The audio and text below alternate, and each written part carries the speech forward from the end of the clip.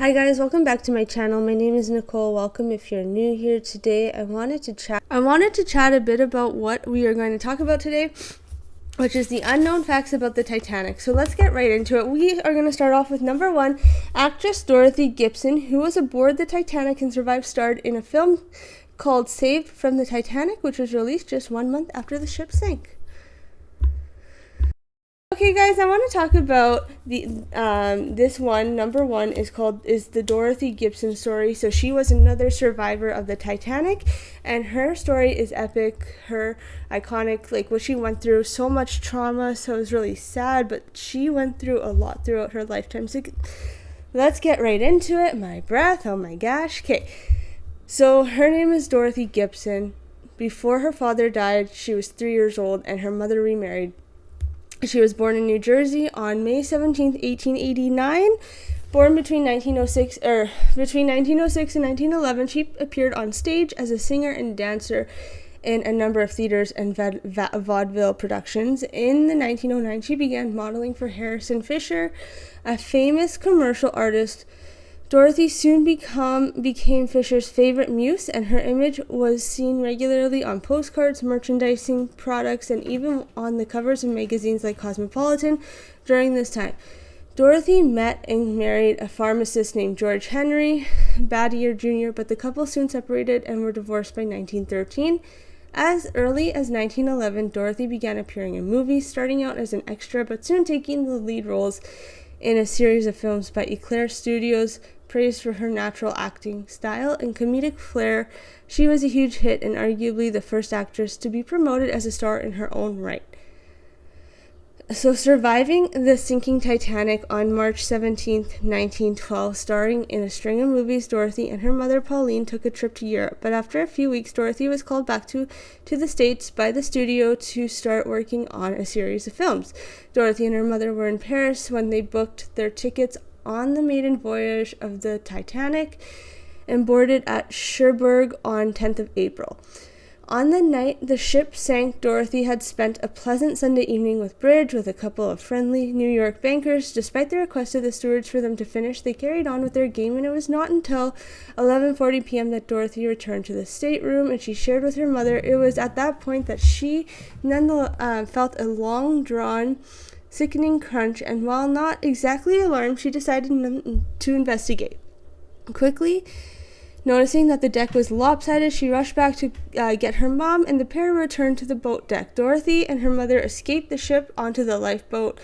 The lifeboat was number 7, and given how quiet it was on the boat deck at the time, she asked the bridge partners to join them. However, events took a turn for the worse as there was a hole in the bottom of the lifeboat, causing icy cold water to rush in and almost flood the boat. Luckily, though, Dorothy explained that this was remedied by volunteer contributions from lingerie of the women and garments of men. It is hard for us to now image the terrors of that night and the trauma it had caused those who survived. After the event, Dorothy told the moving picture world, "I will never forget the terrible cries that rang out from people who were thrown into the sea and others who were afraid for their loved ones." Unbelievable, Dorothy was to reenact the experience a mere 5 days after it happened, and when she starred in the first film about the disaster, it was a silent movie, Saved from the Titanic, and it actually hugely successful and the first of many hit films. The sinking in the movie, Dorothy even wore the same clothes she had been wearing when the ship sank. A white silk dress underneath a cardigan and polo coat. So this one, and then shortly after that movie was made, she gave up acting. After this had happened and her career was taking off, she began a 6-year affair with one of the studio producers, and he was married at the time, tycoon Jules Brulitter, who was 19 years her senior. In fact, it was Brulitter who told Dorothy to cut her European trip short to America so she could relive her trauma of surviving the Titanic. The affair ended up becoming public in 1913 when Dorothy accidentally struck and killed a man while driving his car. During the court case that followed, the press learned that Dorothy was was his mistress, and although he and his wife had already separated, the humiliation of the whole thing caused her to sue him for divorce. This was finalized in 1915 in order to preserve his reputation, and Bruliter married Dorothy in 1917. However, the marriage was short-lived. Within 2 years, the couple had separated. The more skeptical might argue that perhaps the marriage failed because it lacked spark and excitement when it was more of a secret. While Bruliter went on to marry actress Hope Hampton in 1923, Dorothy never remarried because of how humiliated she was, and she left from New York to Paris in hopes for a fresh start and quiet life with her mother. But Dorothy's story does not end there. And this is where it gets a little more intense. I should have put in a trigger warning just to let you guys know. This one is about the Nazis and the war coming up, so just give me one moment. Okay, so this is the next part of her story, is surviving a Nazi prison. She departs America for France. The details to become a little bit more hazy. A more sympathetic account is when the Second World War broke into 1939. Dorothy and her mom were actually in Florence and didn't return to the didn't return back to America because of what happened in the Titanic, and they were so scarred. And according to Dorothy, I must say I never want to make the ocean trip to America at this time, as my mother and I were most timid on the ocean. We had been in a shipwreck, but I also never want to stay in Italy. But we just waited in Italy, always hoping things would be better to travel. Following this narrative, Dorothy and her mother essentially found themselves trapped in Nazi-occupied territory, but other accounts would suggest that the decision to remain was made willingly because their pair had actually become fascist. Sympathizers and potentially Nazi spies. By the spring of 1944, Dorothy had renounced her sympathies, but soon after was arrested as an anti-fascist agitator and jailed in the Milan prison of San Vittore, which was described as living death. Chances are Dorothy would have died in that prison were it not for the help of a double agent, Dr. Ugo, who helped to smuggle her out of prison under the pretense she was a Nazi sympathizer and spy. But we'll leave that up to you to decide, or to have your opinion. The plan worked, and Dorothy escaped to Switzerland, where she was interrogated by James G. Bell, Vice Consul of the American Consulate General. Once again, sources disagree. Some say the Allied authorities were never able to determine if she was a real Nazi or spy, just pretending. While others say the interrogation were more conclusive, with Bell actually deeming her too stupid to be a spy. So either way, she was free. And then lastly was after all the trauma between the Nazi prison camp and the Titanic and surviving all of that, she just died a few months after in her hotel room, presumably of a heart attack, and she was only 56 years old. Her mom, however, survived 15 years after that, and she grew increasingly vocal in her criticism of the Allies in her pro-Nazi statements, which can either suggest that Dorothy herself was unfairly tarred with the same brush, or perhaps Dorothy really did share these views, depending on which you want to look at it. Regardless, there is one point which we can all agree, is that Dorothy lived a life that was nothing short of extraordinary. So there was event after event going on in her life.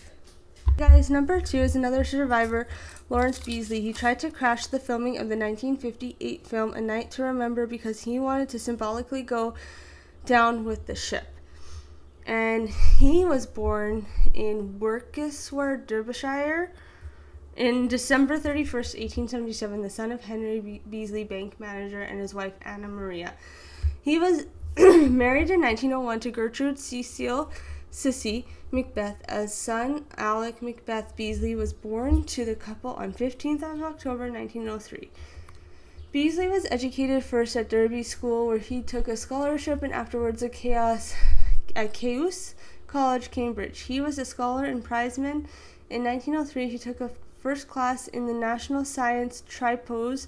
Then in 1904, after 2 years of the experience in teaching a Wirksworth Grammar School, he moved to Dulwich College, and he worked as a science master and Gertrude died in 1906 due to a long-standing respiratory disease. According to contemporary reports, he had resigned from his position to go for a holiday in the States to visit his brother out in Toronto.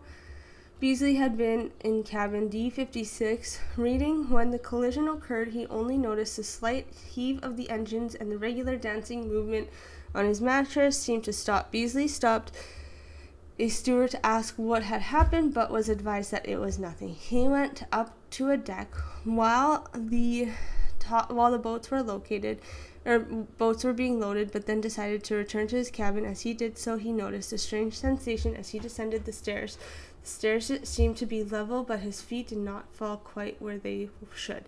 He donned his Norfolk jacket, stuffed some books onto his pocket, and then headed back to the A deck. The list was worse when Beasley returned to the A deck, but he found that men were not being allowed to board Lifeboat 13, which had been lowered to the level of the windows of the enclosed screen. He boarded the boat, which finally lowered at a 1.25 with 64 people aboard. As the boat descended, it came perilously close to an outfall, which was discharging water at a tremendous rate. Only the shouts of the boat's occupants prevented them from being flooded. Quick action was also needed. When they eventually reached the water, they were unable to cut the falls and drifted under the path of the boat. 15 which had started to descend against the occupants of boat number 13. Shouted to those on the deck, and descent of boat number 15 was halted. The falls of the boat number 13 were eventually cut, and the boat drifted away from the ship. Beasley watched as the Titanic sank deeper. He observed the lights blink and then go out for good after the ship was gone. He tried to comfort a crying baby by tucking a blanket under its toes, so he discovered that he and the lady holding the baby had mutual friends in Clonmel, Ireland. A 4.45 boat 13 tied up alongside the Carpathia, and Beasley was soon aboard, relieved to feel a solid deck beneath his feet once again. After his rescue, he wrote a successful book called The Loss of the SS Titanic about his experience. In 1919, he remarried to Muriel Molly Greenwood and had a further 3 sons.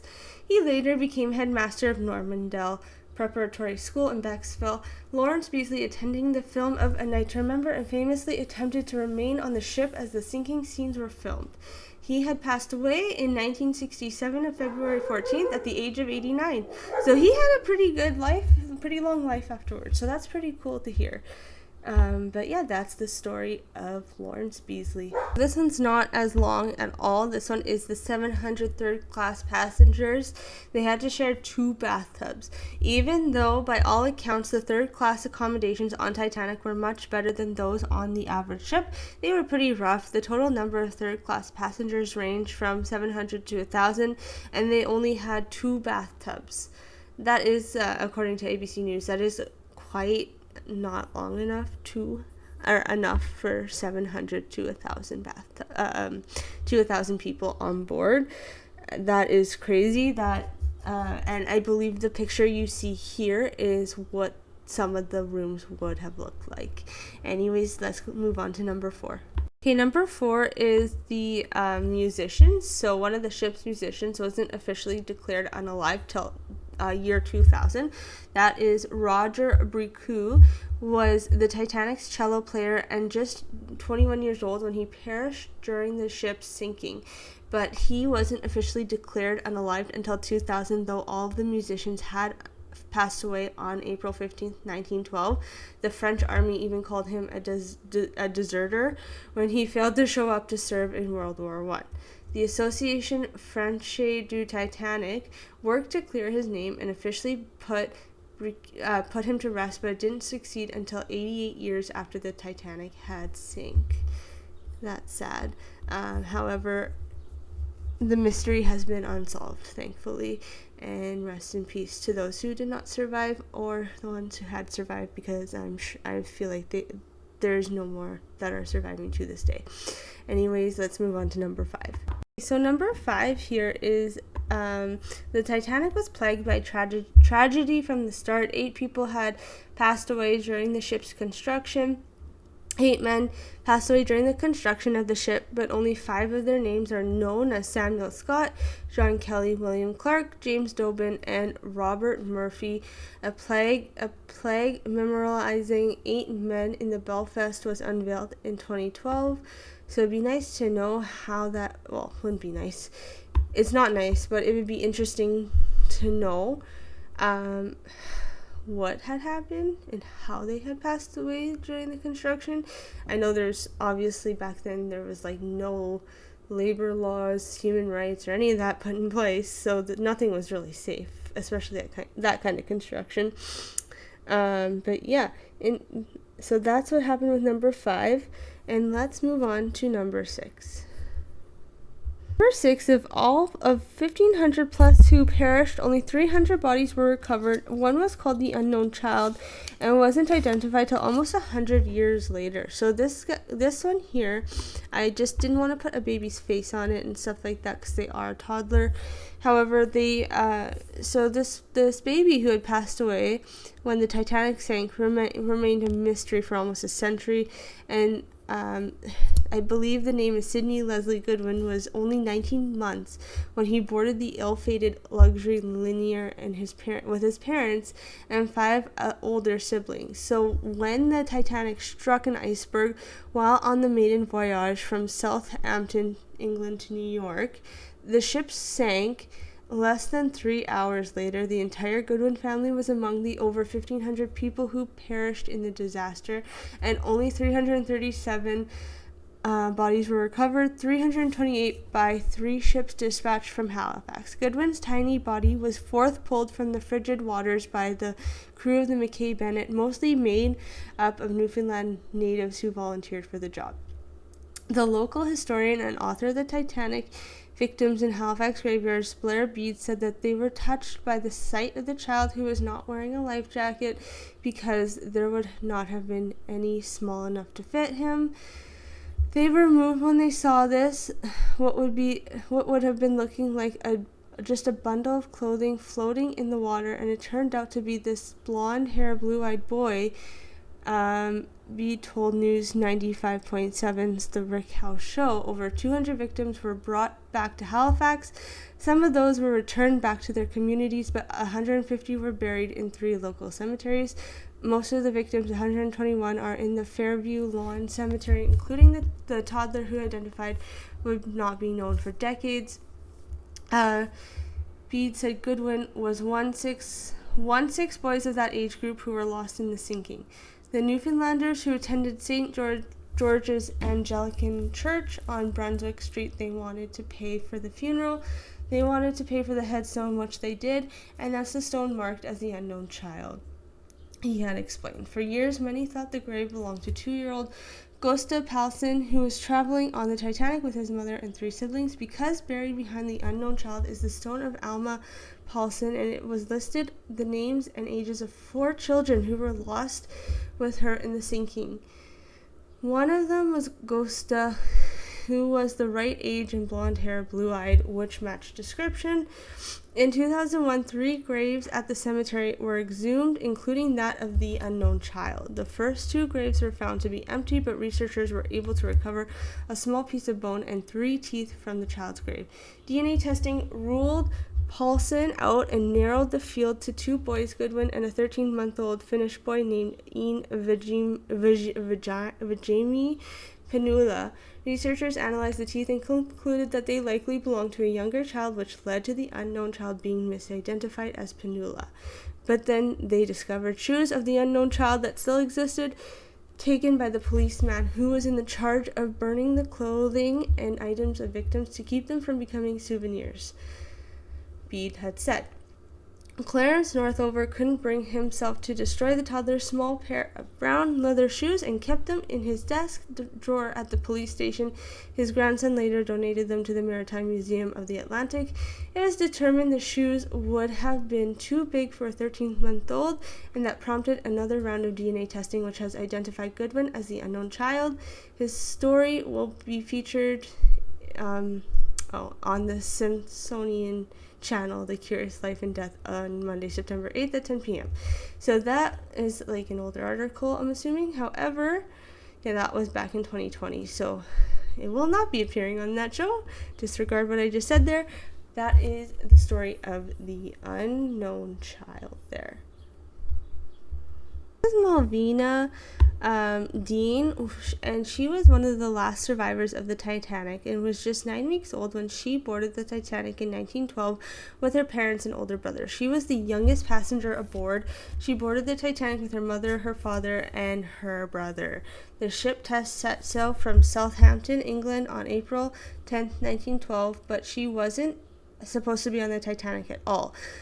The Dean family boarded the ship after a coal strike canceled their original trip. According to the Los Angeles Times, the Dean family was supposed to cross the Atlantic on a different White Star Line ship, but a coal strike led to the cancellation of the original voyage. White Star Line offered them third-class tickets on the Titanic instead. Her family was leaving the UK to move to Kansas City, Missouri to join her father's cousin. The Deans were going to Missouri to be with her father's cousin, who owned a store in Kansas City, according to Malvina Dean's obituary in the New York Times. Her father was going to co-own the store after the Deans sold the pub they owned in England. On April 14, 1912, the Titanic, when it hit, her mother and 2-year-old brother survived, but her father sadly, unfortunately, passed away with the many other third-class men who weren't allowed on lifeboats. According to Malvina, her father felt the ship collide with the iceberg, and it might have saved his family's lives. I think it was my father who saved us, Dean said in 2002, according to Los Angeles Times. So many other people thought the Titanic would never sink, and they didn't bother. My father didn't take a chance. Her mother and brother were put on Lifeboat 10. The survivors on lifeboats were later picked up by the RMS Carpathia and taken to New York City. But Dean's father was among the more than 1,500 people who unfortunately passed away. Dean said she believed that it was true that White Star Line's employees had prevented third-class passengers from going above deck and potentially escaping the sinking ship, the New York Times had reported. It couldn't happen nowadays, and it's so wrong, so unjust. What do they say? Judy O'Grady and the Colonel's lady are sisters under the skin. That's why it should have been that night, but it wasn't, she said. When the Deans returned to England aboard the Adriatic, passenger lined up to the Malvina. The demand was so high, an officer made a rule that one each person can only hold for 10 minutes. 3 weeks after the sinking of the Titanic, RMS Adriatic took some survivors back to England. Dean, her mother, and brother were on board. Passengers who knew what the family had been through lined up to hold baby Malvina, the youngest survivor of the Titanic. To keep the line moving, a ship's officer ordered that no one could hold the baby for more than 10 minutes. Wow. So Malvina didn't learn about the true horrors of the Titanic until she was 8 years old, when her mother finally told her. Her mother would never speak of it because it was her husband they were only married 4 years. He was strikingly handsome. I didn't know anything about it until I was 8 years old, and then my mother got married again. That's when I first heard about the Titanic, about my father going down, and everything like that. So Malvina and Bertram Dean were educated using money from the Titanic Relief Fund, a charity formed in England to support survivors. The White Star Line, rather infamously, didn't accept any liability for the Titanic sinking for years, even though the tragedy left almost all of its passengers with no money, no possessions, and in many cases no breadwinner. Many families lost their husbands and fathers since they couldn't get on lifeboats. 4 years after the crash, the White Star Line agreed to pay U.S. $665,000 or $430 per person. In 2022, that'd be around $11,000. Honestly, I don't think that would make up for that. Anyways, that is the story of why I just lost the memory of her name. That is the story of Malvina. Okay, guys, just because of timing, I do want to end it here. So we did the top 7 unknown facts of the Titanic. I did go into some people's stories and their surviving stories. So I think I wanted to leave it at that. I think that's really cool. Or not cool, but it's epic of, like, definitely of everything that's going on, that had happened throughout their lifetimes. They just had some many events that they went through, and so happy that life is so much different now. I mean, there are other events going on, unfortunately, so we just got to pray and do our best that we can. Those were all tragic. There's a lot of other tragic events that people have gone through. However, these are some interesting facts. We're going to move on to part 2. You guys all have a great rest of your day, and chat soon. Bye now.